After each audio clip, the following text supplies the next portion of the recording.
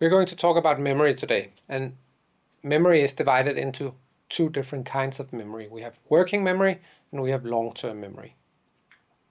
Long-term memory is further divided into declarative memory, episodic and semantic declarative memory, and non-declarative memory, which is divided into priming, skills, and conditioning. The declarative memory is governed by the entorhinal cortex and the hippocampus, while the non-declarative memory is governed by the basal ganglia, the limbic systems, and the cerebellum. Today we are going to talk specifically about conditioning as a kind of memory which is controlled by mainly the limbic system, and in particularly the brain regions hippocampus, amygdala, and the prefrontal cortex. These regions form a tripart system that communicates together and sends signals down into the brain via the hypothalamus. Conditioning was first described by a man called Ivan Pavlov, who lived in the late 1800s. He was a Russian psychologist, and where he lived, he had a lot of dogs, and he was trying to gather them in to get them to give them food at the same time. And Ivan was ringing a bell, and dogs were coming running in, and he started to notice that the dogs were actually drooling before they were getting the food, after they heard the bell. He described this thing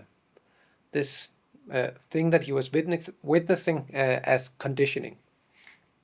We have since used this paradigm in research in order to study memory functions, and now we call it Pavlovian conditioning. In general, it works like this, that we have a mouse that we put in a cage where you have an electric grid in the floor, and you can then give a small electric shock. At the same time, you can play a noise or make a light go on in the room, and the mouse will then start to pair the sound with the electric shock, and they will make a freezing behavior because they expect that they will get an electric shock on the feet. These researchers describe this conditioning memory circuit very, very well. In particular, they used optogenetics and fiber photometry, and they placed these fiber optic cords into 3 different areas of the brain, namely the hippocampus, the frontal cortex, and the amygdala. Then they also did a very clever thing. They injected a fluorescent dye into the animal, and this dye went into the neurons, and when neurons get activated, they start to light up in a fluorescent color, in a red fluorescent color. Then you can identify the neurons that get activated in each of the regions of the brain. They then placed the mice inside this Pavlovian conditioning system, and they coupled the sound with an electric shock. So they have 3 light cables going down into the brain of a mouse, in the hippocampus, in the frontal cortex, and in the amygdala. And then they turned on the electric grid. So they gave them a small electric shock. And they could see that neurons in the amygdala, in the hippocampus, and in the frontal cortex started to light up when they gave them electric shocks. And they could identify these neurons based on the red fluorescent dye that they had injected into the animals.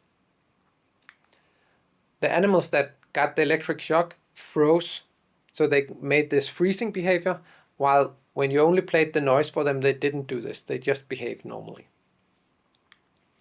You could then start to pair these conditions. So you would have the electric shock with the sound. And after a couple of times, these 2 cues are getting conditioned. They're getting paired together in the memory of the animal. And the researchers could then look in the different regions. What they found was that in the frontal cortex, the neurons that were activated there started to form connections between each other.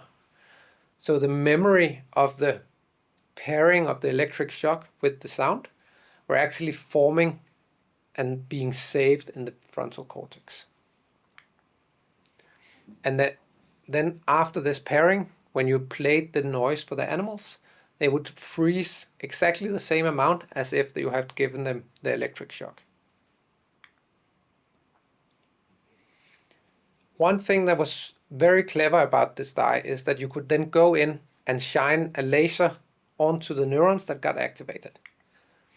So you could shine this green laser onto the neurons in the frontal cortex and activate them, and they could then see that neurons in the amygdala got activated, and you would get the same response in the animals as if you had given them an electric shock or the sound cue. They started to freeze more following this laser. So the neurons in the prefrontal cortex actually encode the memory of the electric shock with the sound. And when you activate the neurons in the frontal cortex, you will get the same freezing response as if you have given them one of the conditioned stimuli. After this, you could then play the sound to the animals without giving them an electric shock. And this is like going to the psychologist and trying to visit one of your traumatic memories, but without having the fear conditioning stimuli. So they would get a sound and they would see that it's perfectly safe. And after a while, when you play the sound for them, they will also start to notice, okay, I'm not getting the electric shock anymore. And you could see that the neurons in the prefrontal or in the frontal cortex started to lose the connections that had been formed when you had paired the two stimuli. So when you extinct the memory of fear, you actually remove the connections between the neurons in the prefrontal cortex, and you then don't get the fear response anymore to the sound. The animals were freezing when they started to do this on the cue of the sound, but following the extinction, they would no longer freeze when you played the sound for them. So in conclusion, the amygdala, the hippocampus, and the frontal cortex constitute a tripartite circuit for fear learning and extinction, and fear conditioning and extinction are some of the simplest learning mechanisms conserved through evolution in many species. So both vertebrates and mammals have this system. They are controlled by synaptic plasticity in the frontal cortex, where long-term potentiation leads to the formation of new synaptic connections. And these synaptic connections are then removed following extinction learning.